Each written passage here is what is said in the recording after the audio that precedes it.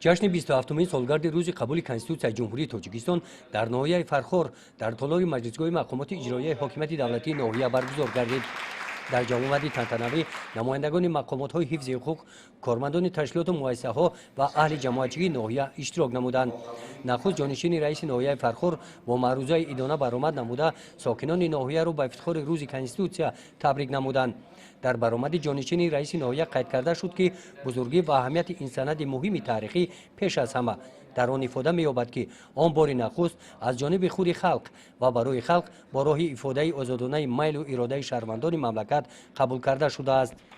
با افتخار 27مین سالگرد روز کنستیتوسیای جمهوری تاجیکستان از نام مقامات حفظ حقوق جانشین پروکرور ناحیه و سودیه ناحیه فرخار با معروضه برآمد کرده از جمله قید کردند که ما در دوران استقلال با شرافت احترام و عملی شوی معیارهای کنستیتوسیا توانستیم جامعه بنیاد نماییم که در فضای آزاد و دموکراتیک حکم فرما و ثبات سیاسی و وحدت ملی پیشرفت بی‌میلان و پایداری و بردوامی امروز آینده دولت و ملت تامین گردیده است.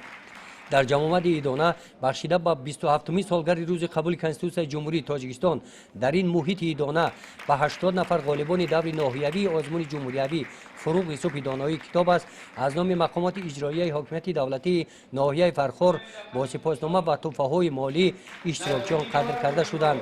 مورد ذکر می باشد که خردترین غالب آزمون خواننده صنف چهارم آمینه بهرام و کلانترین غالب آزمون محمدی حکیموی 68 ساله نیز در قطار دیگر غالبان با تحفه‌های مالی قدردانی کرده شدند. مینتداری خود را به اساسگذاری صلح و وحدت ملی پیشوای ملت پرزیدنت جمهوری تاجیکستان محترم جناب عالی امامعلی رحمان میرسانم که برای ما کودکان چنین آزمون‌ها را راه اندازی نموده است و ما کودکان در چنین آزمون‌ها اشتراک نموده دانش و مهارت خود را بسنجیم.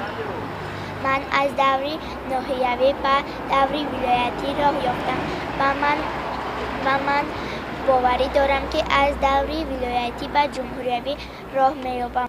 از برکت همین کنستیتوسیا من در همین 68 سالگی در آزمون فروغ صبح دانایی اشتراک می‌کردم. این یک شرف است، یک از ما فراهم آورده است همین کنستیتوسیا که در همه جا در همه ساحه اشتراک کنیم در آزمون‌ها و دیگر فستیوال‌ها. چهاربینی‌های جشن فرهنگی و ورزشی بخشیده به 27مین سالگرد کنستیتوسیای جمهوری تاجیکستان در ناحیه فرخار تا دیر ادامه یافتند.